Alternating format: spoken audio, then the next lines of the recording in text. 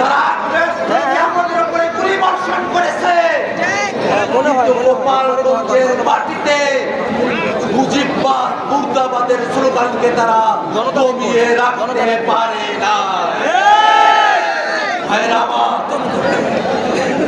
এই বাংলাদেশে আওয়ামী লীগ যে নির্যাতন করেছে, সারা দেশের আওয়ামী লীগের নেতারা মানুষের উপরে যে অবর্ণনীয় অত্যাচার করেছে, 1 বছর পেরিয়ে গেছে, অন্তর্বর্তীকালীন সরকার এখনো তাদেরকে যথোপযুক্ত শাস্তির আওতায় নিয়ে আসতে পারে নাই।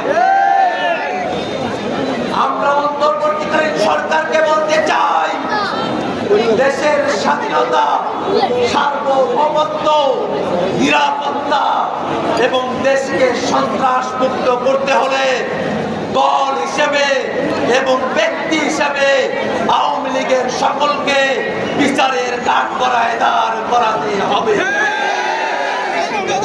আর সুশীলতার মোড়কে যারা বাংলাদেশে আওয়ামী লীগ আর মুজিববাদকে ফিরিয়ে নিয়ে আসতে চান, আমরা তাদেরকে হুঁশিয়ার করে দিতে চাই।